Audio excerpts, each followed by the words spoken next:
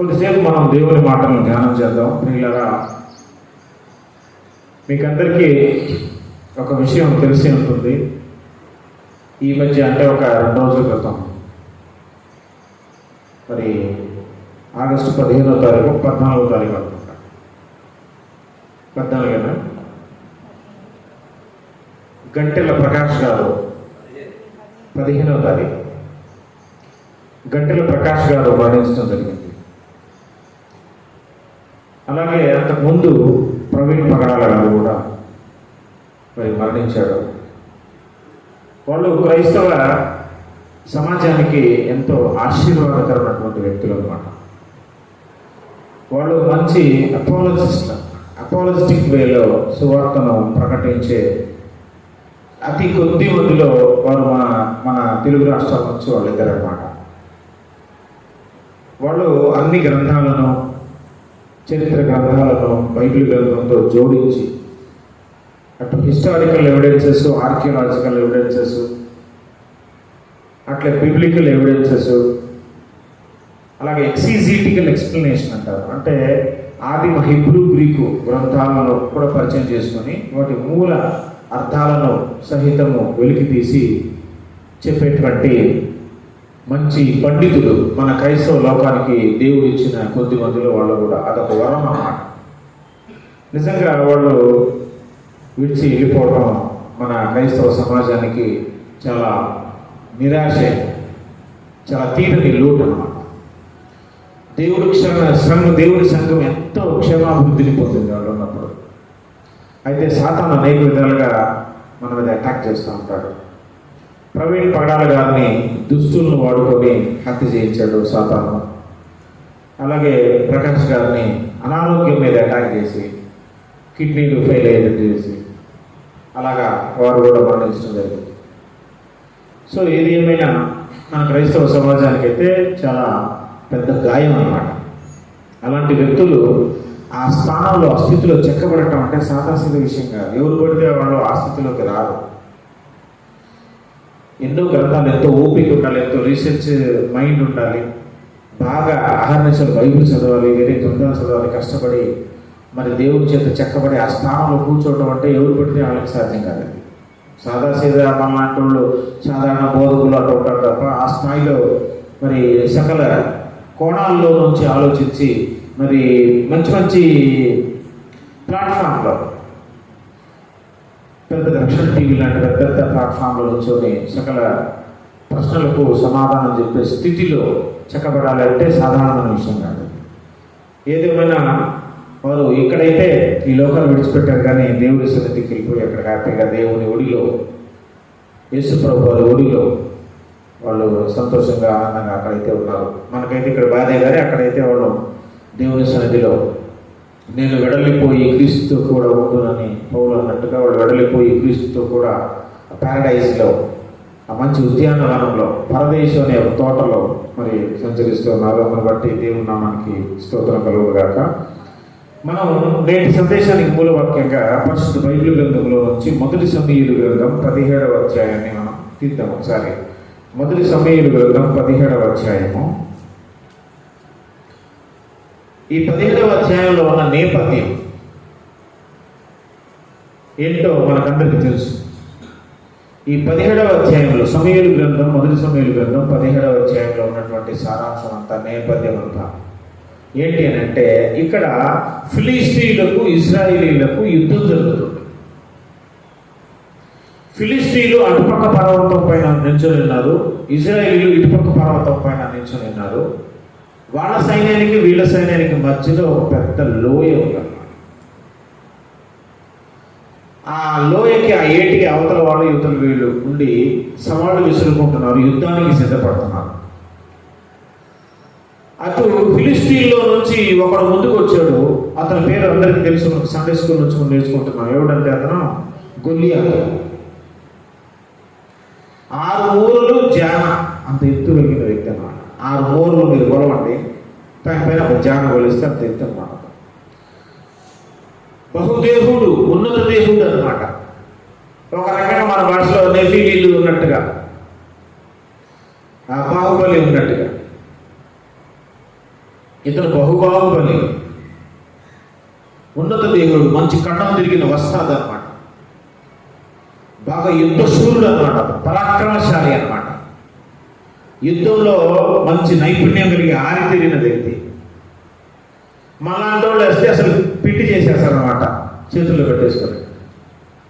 అటువంటి బలశాలి వీరుడు ఫిలిస్తీన్ నుంచి వచ్చి మరి ఆ యుద్ధానికి సంబంధించినటువంటి ఆ యుద్ధోపకరణాలన్నీ ధరించుకొని అతని డాలు వేరేవాడు మోసుకుంటూ ముందుకు వచ్చి మంచి ఖడ్గము చూసి తీసుకొని ముందుకు వచ్చి, మీలో ఎవడైనా సరే నాతో యుద్ధానికి రండి, నన్ను ఓడిస్తే మా ఫిలిస్తీన్లు ఓడిపోయినట్టే లెక్క, లేకపోతే నాతో తలబట్టడానికి వచ్చేవాడు ఓడిపోతే మీరు ఓడిపోయినట్టే ఒప్పుకోవాలి, ఎవడొస్తాడో రండి అని సవాలు విసరడం మొదలుపెట్టాడు.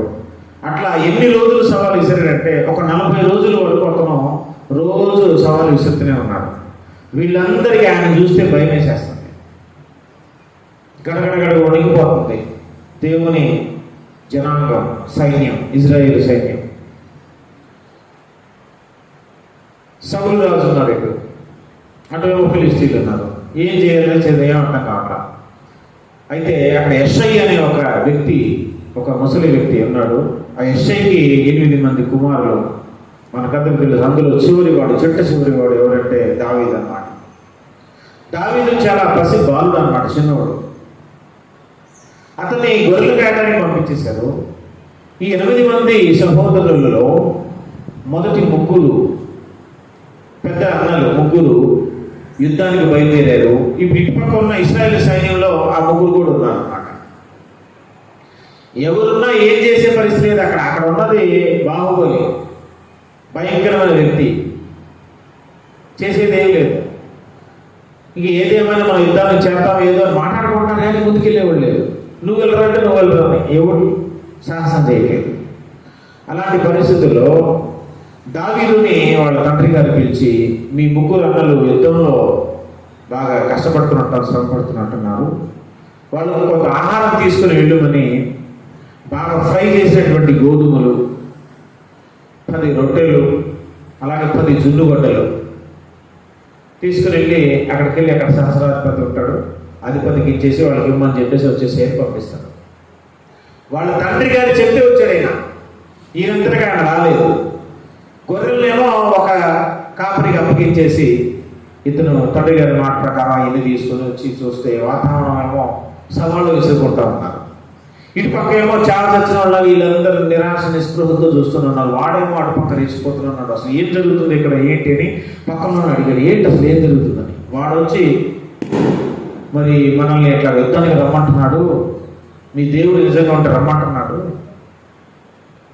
అని సవాలు విసురుతున్నాడు. అంటే మరి వాడిని జయిస్తే ఇప్పుడు ఏమి ఇస్తారు అంటే రాజుగారు ఎన్నో బహుమానాలు ఇచ్చి వాళ్ళ కూతుర్ని భార్యగా ఇస్తాడు అని ఈ మాట మాట్లాడుకుంటే, వాళ్ళ మీ తమ్ముడు వచ్చాడు ఇది ఇట్లా అడుగుతున్నాడు అని వాళ్ళ అన్నలకు తెలిస్తే వాళ్ళు వచ్చి ఇతన్ని గద్దించడం స్టార్ట్ చేశారు. ఏమంటున్నాడు తెలుసా? 28వ వచనంలో 17వ అధ్యాయం, అతను వారితో మాట్లాడున్నది అతని పెద్దన్నయ్యకు ఏలీయాబునకు వినపడగా, ఏలీయాబునకు దావీదు మీద కోపం వచ్చి అతనితో, నీవిక్కడ ఎందుకు వచ్చితివి? అరణ్యంలోని ఆ చిన్న గొర్రె మందని ఎవరి వశం చేస్తుంది? నీ గర్వమును నీ హృదయపు చెడుతనమును నేను ఎరుగుదును. ఎంత పెద్ద మాట అండి. దావీదుకు గర్వం, ఎంత కోపం ఉందో చూడు, చిన్నోడి మీద ఎంత ద్వేషం, ఎంత అసూయ ఉందో చూడు. నీ గర్వం నాకు తెలుసులే, నీ చెడుతనం నాకు తెలుసులే, నువ్వు యుద్ధం చూడటానికి కదా వచ్చావు. యుద్ధం చూడటానికి వస్తే గర్వం ఉన్నట, యుద్ధం చూడటానికి వస్తే చెడ్డవాడ అంటే నన్నేదో చంపడానికి వచ్చావు, నీ గర్వం తెలుసు, లేకపోతే నన్నేదో చిన్న చూపు చూడటానికి, లేకపోతే నన్ను అవమానపరచడానికి నువ్వు వచ్చి నీ గర్వం నీ చెడుతనం నాకు తెలిసి అనొచ్చు. అసలు ఆయన వచ్చి యుద్ధం చూడటానికైనా ఆయనే అంటున్నాడు, నీ గర్వం, నీ హృదయ గర్వం, నీ చెడుతనం తెలుసు, నువ్వు చూడటానికి కదా వచ్చావు. అందుకు దావీదు, నేనేం చేస్తే మాట మాత్రము పలికిద్దని చెప్పి, అంటే ఆ భోజనం తెచ్చినందుకంటే కోపం, ఎక్కువ కోపం ఏమిది ఉందంటే, ఆయన చంపేస్తే ఏమి ఇస్తా అన్నారు రాజుగారిని అడుగుతున్నాను. అంటే మేమందరం చేతగానం అనుకున్నావా? మేము యుద్ధ సూర్యులు మేమే ఇక్కడికి వచ్చి ఏం చేయలేకపోతున్నాం, నువ్వు పెద్ద పోటుగాడమైనట్టు వాడిని చంపేస్తే ఏమి ఇస్తారని కోసం అడుగుతున్నావు అంటే మాకంటే బలశాలు అని నీ గర్వమా అని ఆయన ఉద్దేశం. అప్పుడు ఈ మాటలన్నీ లెక్క చేయకుండా అవతల పక్క అతను దేవుడిని దూషిస్తుంటే ఆ మాట విని సహించుకోలేకపోయారు అన్నమాట. దావీదు గారు ఒక మాట అన్నా, ఇజ్రాయేల్ ఒక మాట అన్నా పెద్దగా బాధపడలేదు, కానీ దేవుడిని ఇంత మాట అన్నందుకు అతనికి ఎంత పాపం వచ్చిందో చూడండి ఒకసారి. ఆ మాట కూడా మనం చూద్దాం. ఏమన్నాడు అతను? 26వ వచనం దావీదు అంటున్నాడు, జీవము గల దేవుని సైన్యమును తిరస్కరించుటకు ఈ సున్నతి లేని ఫిలిష్తీయుడు ఎంతటి వాడు, వాడిని చంపి ఇశ్రాయేలీయుల నుండి నింద తొలగించిన వాడికి బహుమతి ఏంటని తన ఎంత నిలిచిందని అడిగాడు. ఇది ఆయన అడిగింది. వాడెంత, వాడి బలం ఎంత, జీవము గల దేవుని ప్రజలను తిరస్కరించడానికి, సైన్యాన్ని తిరస్కరించి వీడెవడు, వీడంతటి వాడు అసలు. ఎందుకంటే దేవుని బలము ఎరిగినవాడు, దేవుని బలం అనుభవించినవాడు దావీదు. దేవుడు ఎంత శక్తిమంతుడో ఎరిగినవాడు దావీదు. దేవుని బలం ఆయనకి తెలుసు. మన నరుల బలం వల్ల ఏది సాధించలేము, కానీ దేవుడు మనతో ఉంటే దేవుడితో సమస్తం సాధ్యమే అని ఆయన తెలుసు. కాబట్టి వీడెంత, వీడు బతుకెంత, వీడి కండలుంటే ఎవడికి కావాలి? జీవుల దేవుని సైన్యాన్ని తిరస్కరించి అసలు ఎవడేడు, సొంత లేనోడు, అసలు ఏ విషయంలో చెప్పు నేను బయలుదేరతానని చెప్పి రాజుగారు దగ్గరికి వెళ్ళాడేమంటే నేను పోట్లాడతాను అతనితో చెప్పాడు. అప్పుడు రాజుగారు ఏమంటాడు తెలుసా? 30వ వచనం 31 దావీదు చెప్పిన మాటలు నలుగురికి తెలియ జనుల సంగతి సౌలుతో తెలియజెప్పిరి, కానీ అతను దావీదును పిలువని పేరు. ఈ ఫిలిష్తీయుని బట్టి ఎవరి మనసును కృంగ నిమిత్తం లేదు, నీ దాసుడైన నేను వారితో పోట్లాడుతున్న దావీదు సౌలుతో అనగా, సౌలు ఈ ఫిలిష్తీని ఎదుర్కొని వారితో పోట్లాడుటకు నీకు బలము చాలదు, నీవు బాలుడవు, వాడు బాల్యం నుండి విద్యాభ్యాసం చేసిన వాడంతా అవుతాడు. వీళ్ళందరూ మనుషుని బలాన్ని కంటలని నమ్ముకుంటున్నారండి. రాజుగారికి అయినా, నేను అక్కడ ఉన్న ఇశ్రాయేలు జనాంగం అయినా దేవుని శక్తి మీద విశ్వాసం లేదు, దేవుని శక్తి మీద నమ్మకం లేదు అసలు. వీళ్ళందరూ ఎవరు నమ్ముకుంటున్నారంటే, మనం యుద్ధం చేయలేదు కదా, యుద్ధాభ్యాసం నేర్చుకోలేదు కదా, వాడు బాల్యం నుంచి యుద్ధం వీడు కదా, నువ్వు బాలుడు, వాడితో ఎట్లా పోవడం, ఈ మనసంతా శరీర సంబంధంగానే ఉంది. కానీ ప్రభు పక్షాన నిలబడితే దేవుడు ఎంత గొప్ప కార్యం చేస్తాడో. దావీదు ఎరిగిన వాడు కాబట్టి వాడు ఎంత కండ తిరిగిన వస్తాడైనా సరే నేను వెళ్తానని పంపించాను. అప్పుడు ఆ యుద్ధ ఆభరణాలన్నీ ఆయనకి తొడిగిస్తే అవన్నీ ఆయన చికాకు మొత్తం తీసేస్తాడు. అయితే నువ్వు ఎట్లా చంపుతావు ఏంటి అనే దానికి రాజుగారికి ధైర్యం కలగడం కోసం, అక్కడ ఉన్న జనాంగానికి ధైర్యం కలగడం కోసం ఆయన ఒక మాట గుర్తు చేశాడండి. ఒక సంఘటన, ఒక సంగతి, అడవిలో జరిగిన ఒక కథ, ఒక నిజమైన గాథ, కథ కాదు అది గాథ, నిజంగా జరిగిన సంఘటన. సౌలుతో దావీదు అంటున్నాడు 34వ వచనంలో ఏమంటున్నాడు చూడండి. అందుకు దావీదు సౌలుతో ఇట్లా, మీ దాసుడైన నేను నా తండ్రి యొక్క గొర్రెలను కాయచుండగా సింహమును ఎలుగుబంటి వచ్చి మందలో నుండి ఒక గొర్రె పిల్లను ఎత్తుకొని పోగుచుండగా నేను దాన్ని తరిమి చంపి దాని నోటి నుంచి ఆ గొర్రెను విడిపించి తిని, అది నా మీదికి రాగా దాని గడ్డం పట్టుకొని దాన్ని కొట్టి చంపి తిని, మీ దాసుడైన నేను ఆ సింహమును ఎలుగుబంటిని చంపి తినే, జీవము గల దేవుని సైన్యమును తిరస్కరించిన సున్నతి లేని ఫిలిష్తీయుడు వాటిలో ఒకదాని వలె అగును. సింహం యొక్క బలము నుండి, ఎలుగుబంటి యొక్క బలము నుండి నన్ను రక్షించిన యెహోవా ఈ ఫిలిష్తీయుల చేతుల్లో నుండి కూడా నన్ను విడిపించును. నన్ను విడిపించేది నా బలంతో కాదు, నన్ను విడిపించే దేవుడు కూడా ఉన్నాడు. సింహం ఎలుగుబంటి నుంచి విడిపించిన దేవుడు ఆఫ్టర్ ఆల్ ఈ ఫిలిష్తీయుల చేతుల నుంచి నన్ను రక్షించగలడు అనే నమ్మకం, ఇది నమ్మకం, విశ్వాసం అంత దేవుడి మీద నన్ను పంపించేశాడు. దావీదు చెప్పిన ఈ కథ మీరు ఇంటికి వెళ్ళి కూడా జాగ్రత్తగా చదవండి. ఇది చాలా విచిత్రమైన కథ. ఇక్కడ ఆయన ఏం చెప్తాడు, ఇక్కడ వచ్చింది ఎవరో తెలుసా? చాలా విచిత్రమైన జంతువు. మీరు ఎప్పుడు ఆ కోణంలో పరిశీలన చేయలేదేమో, నేను చెప్పిన తర్వాత ఇక్కడ టైం ఉండదు, కానీ ఇంటికి వెళ్ళి కూడా మళ్ళీ ఒకసారి ధ్యానం చేయండి. ఇక్కడ వచ్చిన జంతువు సింహమా ఎలుగుబంటే? ఇక్కడ వచ్చిన జంతువు సింహమా ఎలుగుబంటే? చూడండి 34వ వచనంలో చదువుతాం చూడండి. నీ దాసుడైన నేను నా తండ్రి యొక్క గొర్రెలు కాయచుండగా సింహమును ఎలుగుబంటి వచ్చి. సింహం ఎలుగుబంటి కలిసి ఎప్పుడైనా ఉంటాయి? అసలు వస్తాయా? ఒకదాని బద్ద శత్రువులు ఎదురుగా కూడా పడవు. సింహము ఎలుగుబంటి. సింహము ఎలుగుబంటి వచ్చి సరే రెండు వచ్చాయని కాసేపు అనుకున్నామా, ఇవి రెండు జంతువులు అనుకున్నాం. సింహం ఎలుగుబంటి వచ్చి ఏం చేసేయి, మందలో నుండి ఒక గొర్రె పిల్లను ఎత్తుకొని పోతున్నాయి. ఈ సింహం ఎలుగుబంటి ఎవరు ఎత్తుకెళ్తున్నారు మరి? సింహమా ఎలుగుబంటి? ఒక గొర్రె పిల్ల రెండు లేవు, వచ్చింది రెండు జంతువులు అనుకుందాం. ఎత్తుకెళ్ళింది ఒక గొర్రె పిల్ల. ఎవరు ఎత్తుకెళ్ళారు ఇద్దరులో? చూడండి కింద చూడండి. నేను దానిని, వాటిని కాదు, దానిని అంటే ఒకటి, నేను దానిని తరిమి చంపి దాని నోట నుండి, దాని అంటే మళ్ళీ ఒకదాన్ని అంటాం, దాని నోట నుండి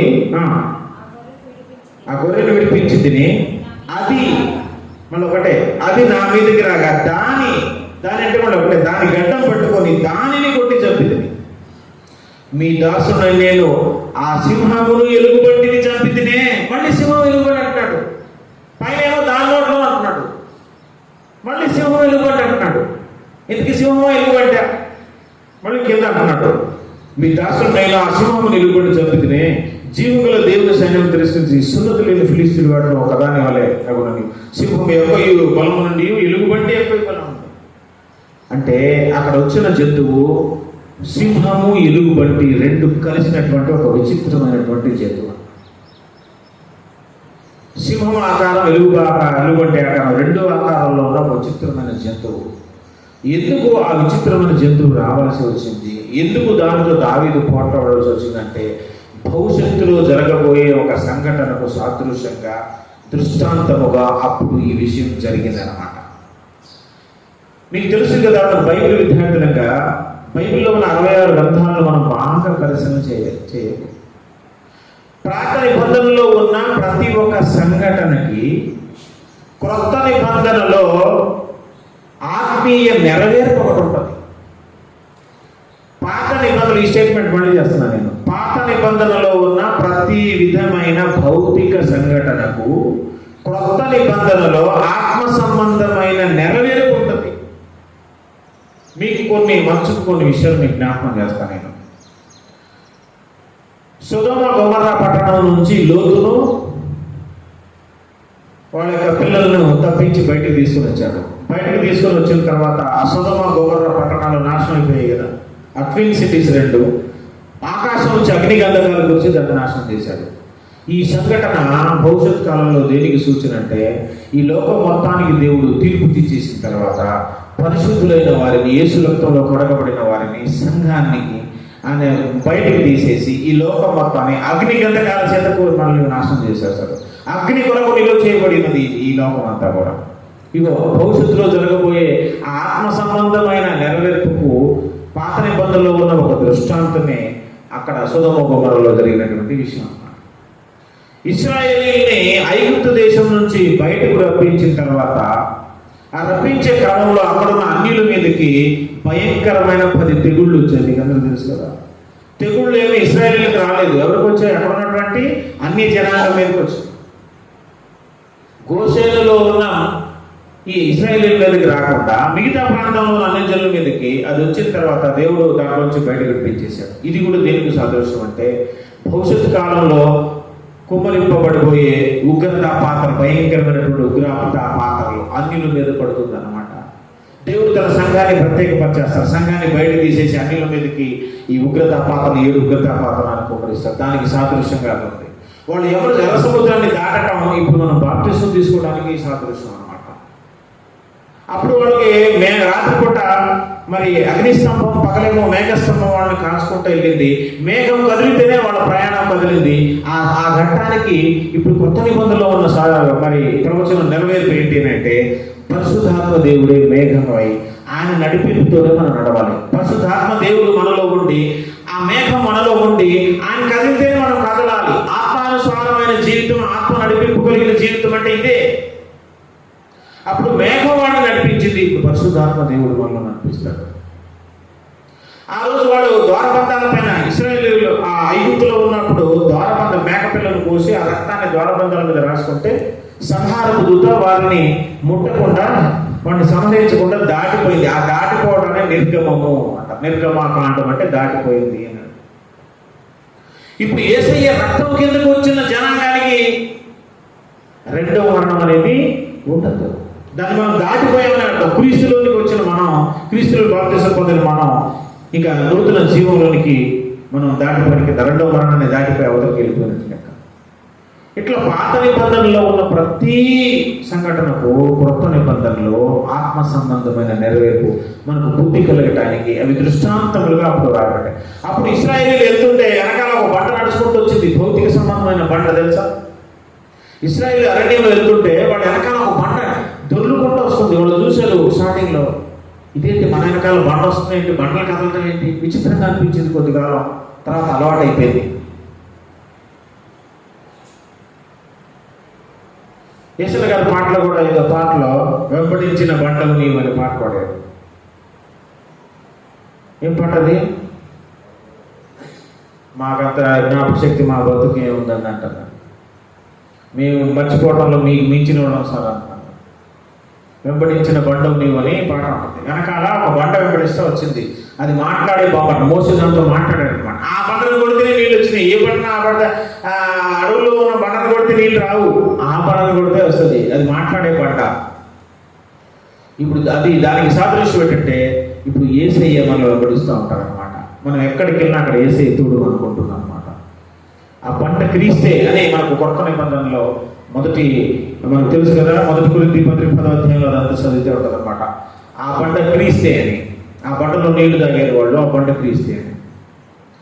ఇట్లాగా ఎందుకు ఈ విషయం కూడా చెప్పబడిందంటే, ఇది రాబోయే ఒక సంఘటనకు సాదృశ్యం. ఆ సంఘటన ఏంటంటే, ఇక్కడ దావీదు యేసు ప్రభు వారికి సాదృశ్యం. చెప్పండి, దావీదు ఎవరికి సాదృశ్యం? యేసు ప్రభు వారికి సాదృశ్యం. కొన్ని సిమిలారిటీస్ చెప్తాను చూడండి. దావీదు ఇశ్రాయేలీలకి రాజు అన్నమాట. యేసు ప్రభు వారు మనందరికీ కొత్త నిబంధన సంఘానికి ఆయన రాజు అన్నమాట. దావీదు దేవుని మందిరం కట్టాలని ఉపకరణాలన్నీ, ఆ బంగారు ఉపకరణాలన్నీ సమకూర్చిపోయాడు. యేసు ప్రభు వారు ఆత్మ సంబంధమైన మందిరం అంటే సంఘం కట్టబడటానికి ఆయన పవిత్ర రక్తాన్ని కాచడానికి ఇక్కడికి వచ్చాడు. ఈ ఆత్మ సంబంధమైన శరీరం, ఈ ఆత్మ సంబంధమైన మందిరం అంటే క్రీస్తు శరీరమే దేవాలయం. మనమంతా బాడీ ఆఫ్ క్రైస్ట్. క్రీస్తు సంఘం అంటే క్రీస్తు శరీరం. మరి ఒక శరీరంగా మనం అమర్చబడుతున్నాం అంటే ఆ శరీరంలో ఎన్నో అవయవాలు ఉంటాయి. ఒక్కొక్కరు ఒక్కొక్క విశ్వాసం ఒక అవయవం, ఒక్కొక్క విశ్వాసం ఒక్కొక్క జీవకణం. ఆనాడు మరి మందిరం కట్టాలంటే ఈ రాళ్ళన్నీ సమకూర్చి ఒకదానిపైన ఒకటి పేర్చి మందిరం కట్టాలి. మరి ఆత్మ సంబంధమైన దేవుని మందిరం, యేసయ్య మందిరం అనే యేసయ్య శరీరం సంఘం కట్టబడాలంటే మనం అందరం ఒక్కొక్క జీవకణమై, ఒక్కొక్క అవయవమై ఆ శరీర నిర్మాణం జరుగుతుంది అన్నమాట. సంఘ నిర్మాణం జరుగుతుంది అన్నమాట. దీన్ని కట్టిన వాడు ఎవరంటే యేసు ప్రభువు. ఆయన శరీర సంబంధమైన దేవాలయం కట్టాలని ఆయనకు ఆశ ఉంది. ఈయనేమో ఆత్మ సంబంధమైన దేవాలయం కట్టడం కోసం సరుకులు సిద్ధం చేస్తాడు. సరుకులు ఎవరు? పరిశుద్ధులే.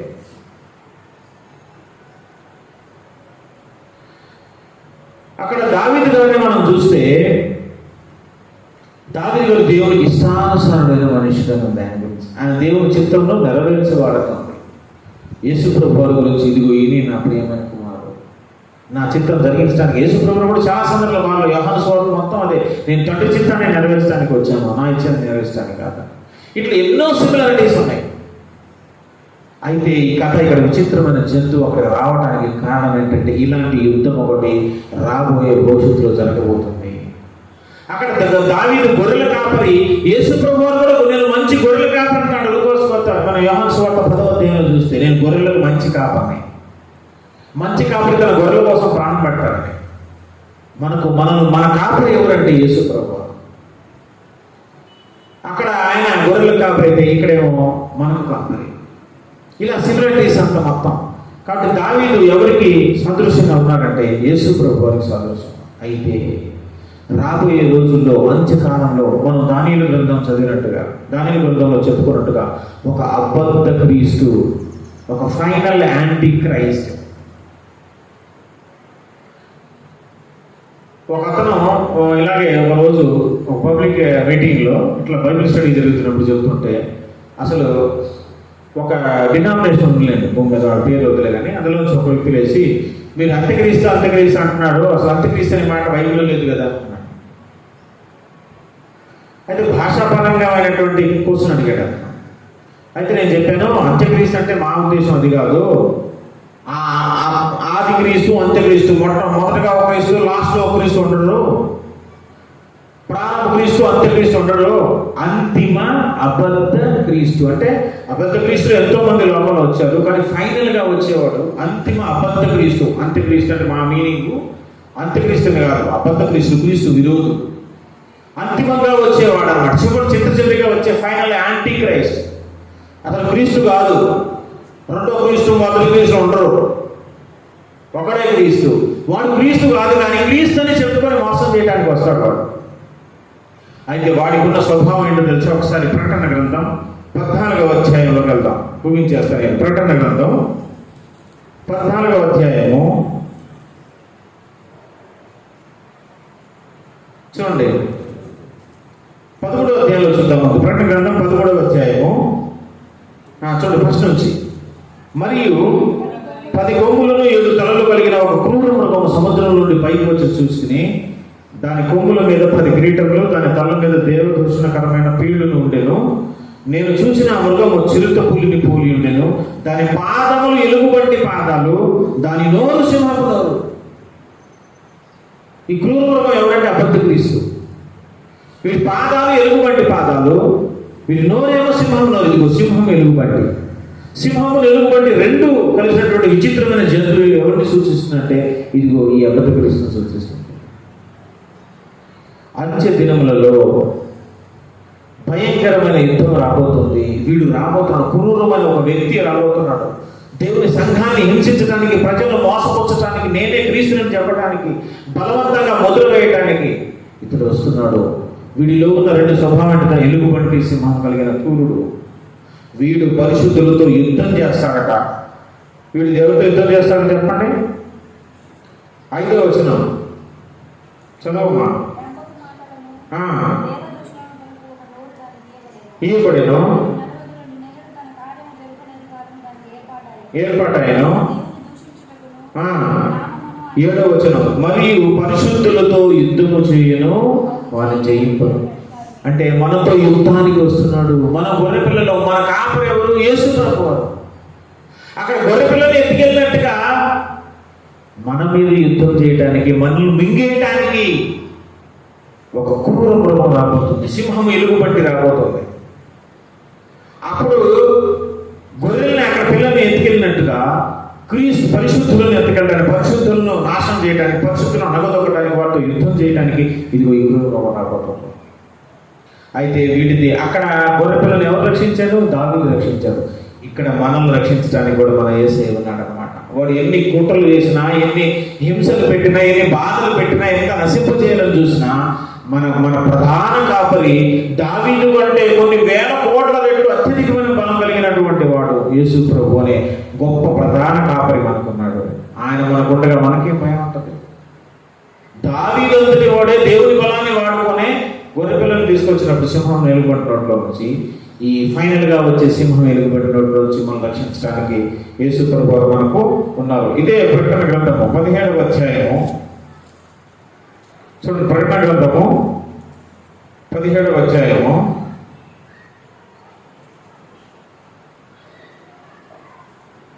6వ వచనం, 14వ వచనం చూడండి. 14వ వచనం, వీరు గొర్రె పిల్లతో యుద్ధము చేతులు గాని గొర్రె పిల్ల ప్రభువులకు ప్రభువు, రాజులకు రాజునయ్యేందున తనతో కూడి ఉండిన వారు, పిలువబడిన వారు, ఏర్పరచబడిన వారు, నమ్మకమైన వారు అయ్యేందున ఆయన రాజులను జయించును. ఇదిగో 12-13 వచనంలో, నీవు చూచిన 10 కొమ్ములు 10 మంది రాజులు, వారు ఇది వరకు రాజ్యము పొందలేదు కానీ ఒక గడియ క్రూర మృగంతో కూడా రాజుల వలె అధికారం పొందుతారు. ఆ అధికారంలో ఎవరు ఉంటారంటే ఆ రాజ్యంలో ఆ 10 మంది రాజులతో పాటు కొంతకాలం ఈ క్రూర మృగం కూడా ఉంటాడు. వీళ్ళందరూ కలిసి పరిపాలిస్తూ ఇది గొర్రె పిల్లలతో యుద్ధం చేయడానికి వస్తారట. గొర్రె పిల్ల ఎవరు? మనమే. అప్పుడు మనల్ని ఎవరు రక్షిస్తారంటే యేసు ప్రభు వారు రక్షిస్తారు. ఇక్కడని చాలా క్లియర్గా రాయబడింది. ఇంకొక చోట చివరిగా చూసి ముగించేద్దాం. 2వ దశలోనికే పత్రిక 2వ అధ్యాయం తీయండి ఒకసారి. 2వ దశలోనికే పత్రిక 2వ అధ్యాయము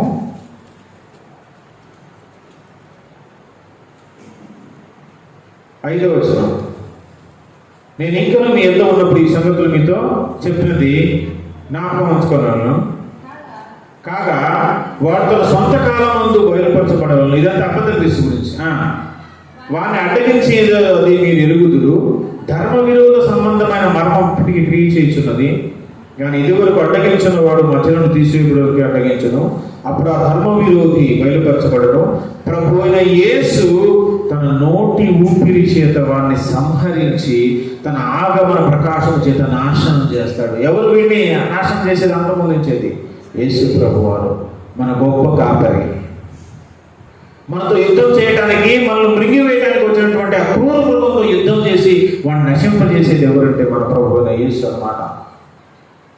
కాబట్టి ఇదిగో ఈ జరగబోతున్న ఈ ప్రవచన నెరవేర్పుకు సాదృశ్యంగా ఆనాడు దావీదుకు ఆ క్రూర మృగానికి, దావీదుకు ఆ సింహం ఎలుగుబంటికి మధ్యలో ఆ యుద్ధం జరిగింది. వాటి నోట్లోంచి అది తప్పించి దానికి సాదృశ్యం విషయం ఏంటంటే భవిష్యత్తులో జరగబోతున్నటువంటి ఆ యుద్ధం నుంచి యేసయ్య గొర్రె పిల్లగా ఉన్న నిన్ను రక్షించడానికి మన యేసయ్య మనకు తోడుగా ఉన్నాడు. కాబట్టి ఎవడైనా కానీ, వాడు అబద్ధ క్రీస్తు కానీ ఎవడైనా కానీ, మన విశ్వాసం ముందు నిలకడగా నమ్మకంతో ఉంటే ఎవడొచ్చినా కానీ మనల్ని కాపాడటానికి ఉన్నది దావీదు కాదు, యేసు ప్రభు వారు. గొప్ప కాపరి మనకు ఉన్నాడు. మనల్ని ఏం చేయలేదన్నమాట. కాబట్టి ఇట్టి విశ్వాసం, ఇట్టి నమ్మకం కలిగి మనం దేవుని భక్తిలో ముందుకు సాగాలి. దేవుడు అట్టి కృప మనకు అందరికీ అనుగ్రహించాలి.